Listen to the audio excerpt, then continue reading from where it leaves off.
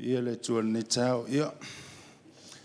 Nisi foi nao tali ni olo mo e tonu foi nei maftanga. Moli atu le nganga whaftai le. Sunga le apostolo. Ono se avano wha auro. Mpaya iona whaona ina ide nei kongiki. Ile taita ina tatu maftanga le nei taiau.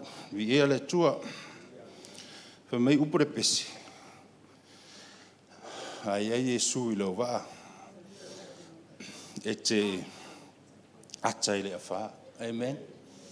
Wa la fa le tonu ma. Whainga tau le tatu savaringa. A au tasi tatu mi Yesu. Ele ai se me whainga tau. Whainga fia me uma. Amen. Te tonu fwoi naua hatalofa ma. Whawhelo ai atu le sunga le hosti le tapu inga pa ia tatu maftanga ne tau. La le o se leo a ole a alo lo ile mafuanga o tu la e ne tau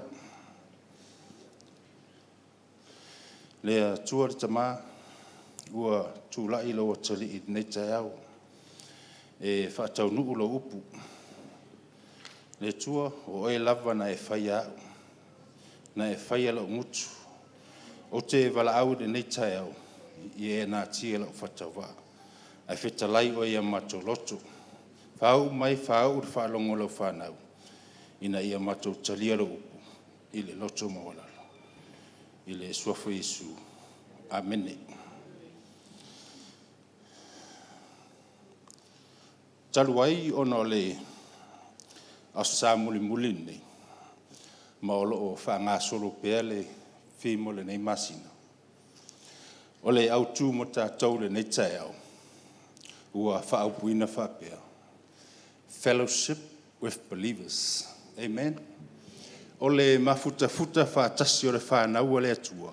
Po e ua taritonu matalia le mata upo Yesu Kiriso. Alleluia. Ole tato au tūna. Ole upu lea fellowship. O se mafutanga po se whaalaput pitonga. O ni tangata ua tasi pe tutusa se meolo tau la i erfa moe. Pe ona yese maftanga fale lotu. Se mafkanga se ainga. Po se auta alo. E whaasoa i o lato manatu. I se mele lei mamanui ele maftanga. E i te mea ai. Ma fifa tasi ei. Praise the Lord. Aole e tai aole nei. O te fia whaasoa i le tato o tu. Fellowship with believers. E fatu lai se fasili. Ai se a e tau e leo langa te Cristiano po le soo. Ona awai se mafutanga po se kongiki. Olo u tu lai atu de nei tau. O se whamau ninga leo le tau o le mafuta whaatasi o le whanau o le atua. Te le se ngaluenga le mafutanga le na whaila uolanga. Ua o mai lau savaringa le nei umi. O le tāua fo i o le mafutanga kongiki. Ua toa ila uloto e tūla in whao ngā mo le li. Glory to God. Whai mai le tato fasili. Ai se a e tāua i leo langa Cristiano po le so o na awai se mafutanga. Mua. E tupu ai.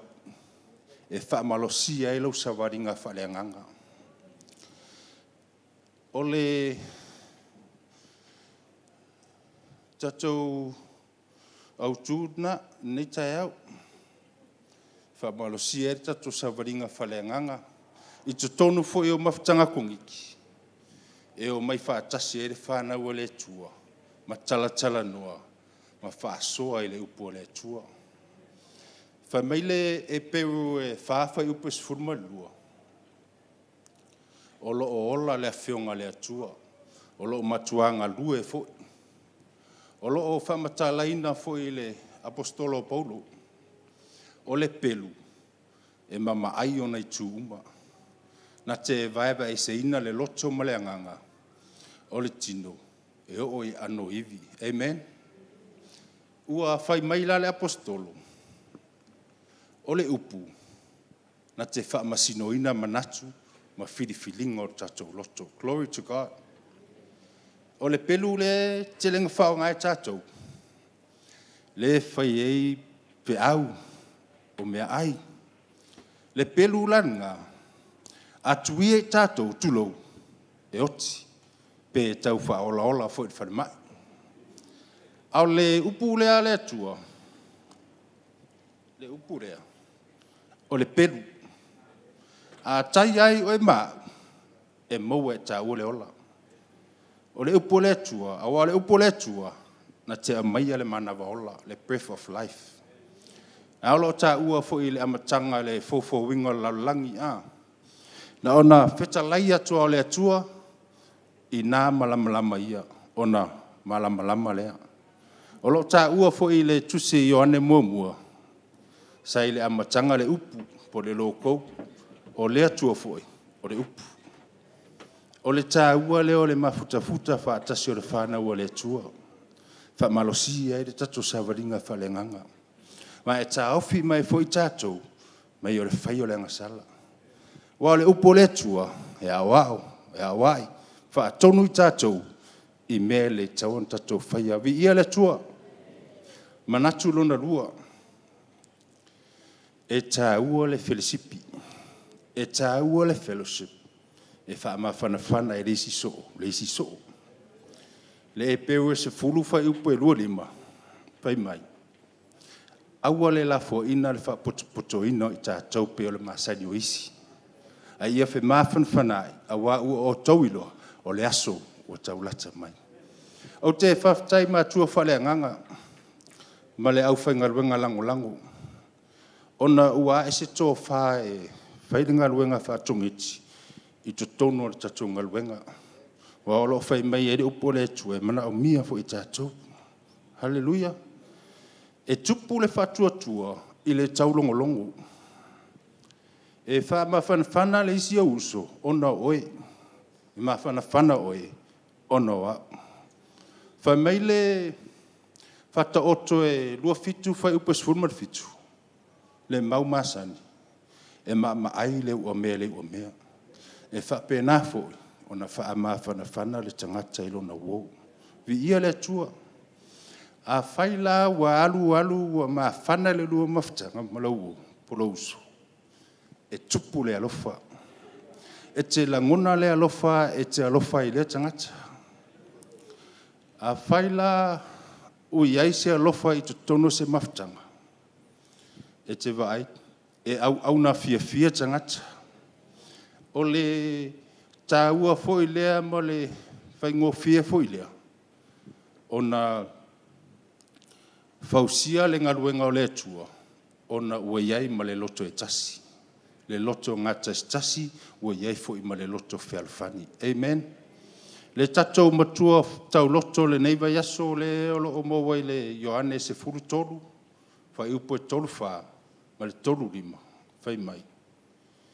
O le pola inga fau o te tu watu ia te o tau. Ia o tau whealofani. Wha pei ona o lofa atu ia te o tau. Ia whealofani foi o tau. O le mea lea e iloa i tangata umalava o so o tau. Pea whai ua o tau whealofani. Vi ia le li. Wha mai le pālangi, le tusi pālangi. Love one another. Ua wha mai la Yesu. Alofa atu i le isi. Pei ona ia alofa mai tātou. A tātou whaia le alofa. Ona loa lea e tangata umalalaulangi. O so o moni tātou i Isu Keriso. Amen. Le maftanga pa ia le nei tai au. E tā ua le fellowship. E wha malosi e le tātou savaringa wha le anganga. Mai wha malosi e fo e le isi uso. I lona so. Vi ia le tua.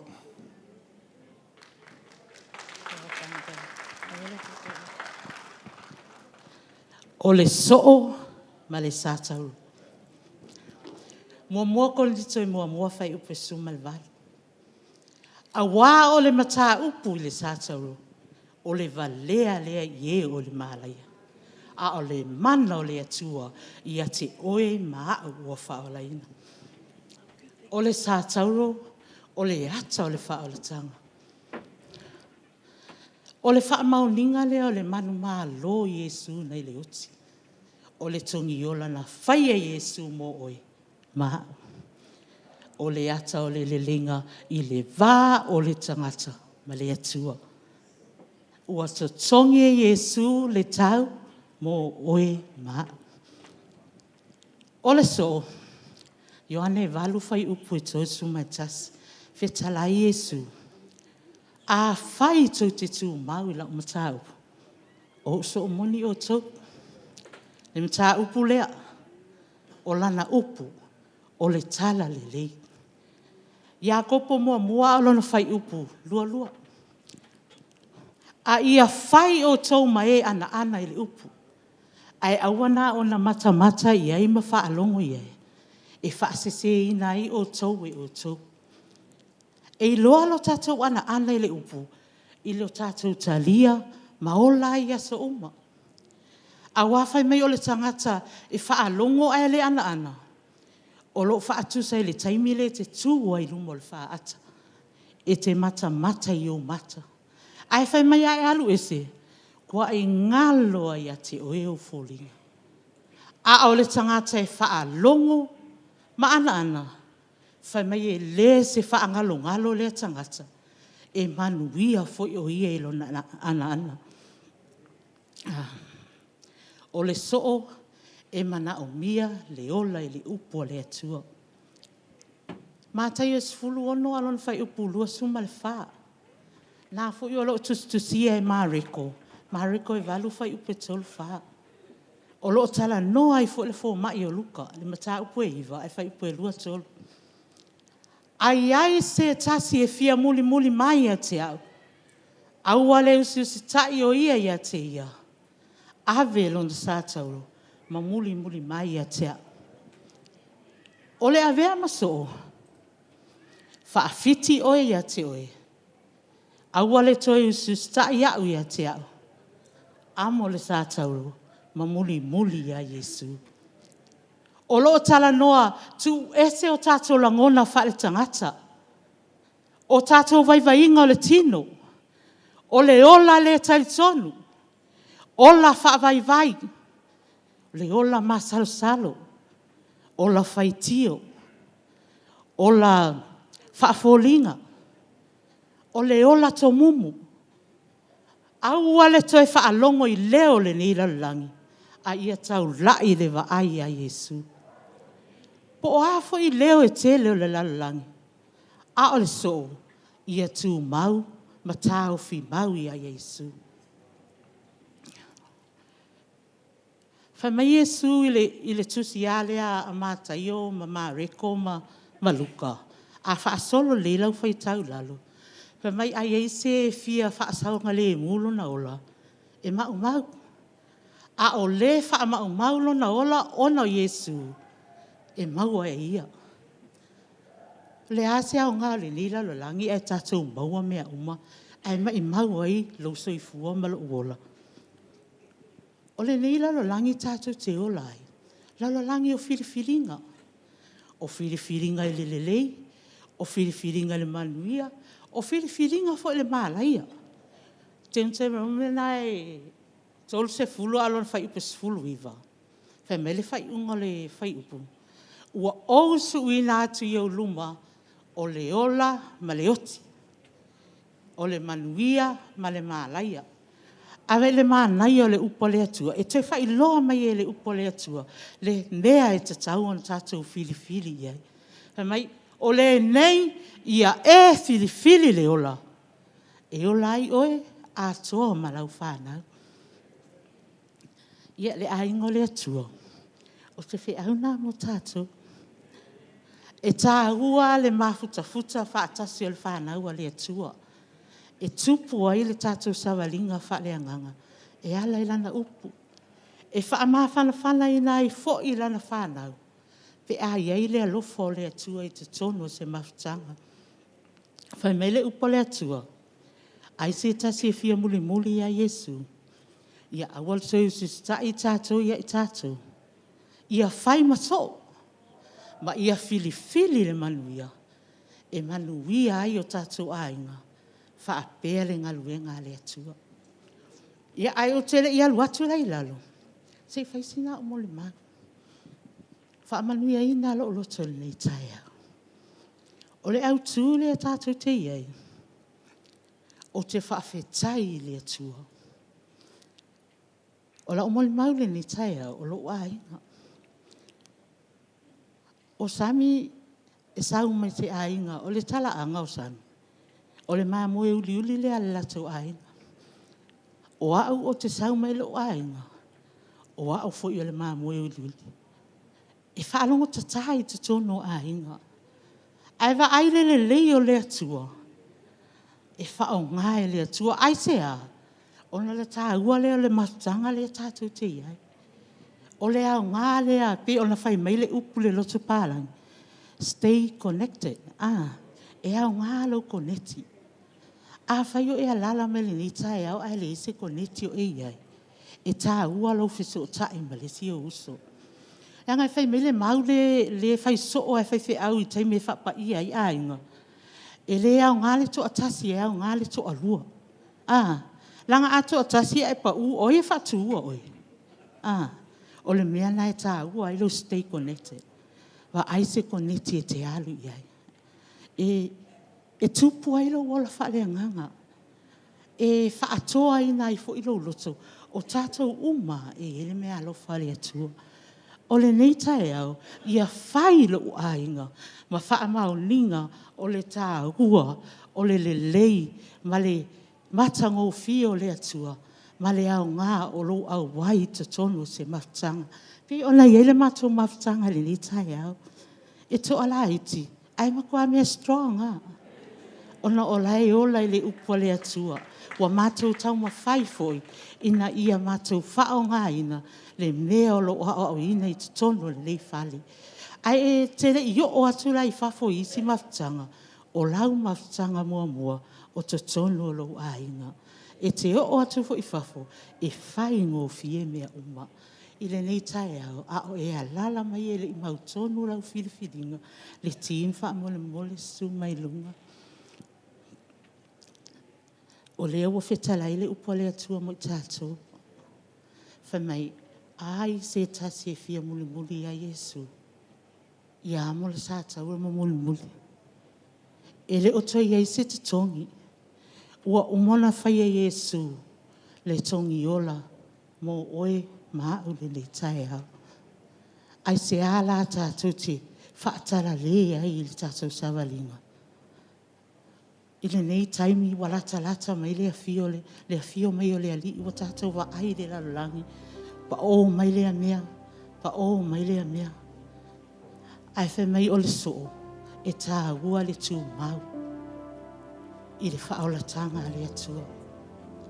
A inga le nei tae au, ia a vea le mātou tō koneti le nei tae au, e whai mo se whaamanianga ia te oto. Ia whai fo i oto mo se whaamanianga ia i mātou. Ia tātou ngā lulue, ia iai le alofo le atua i te tono le nei ngā luenga. O na tātou maua lea o le tini, ma le whaamoe moe o lo tātou tausini o iai. Ia o le nei awanoa o le atu ina atu i le tamā apostolo na te whaai uina tātou saunima. Suafo Yesu. Amen.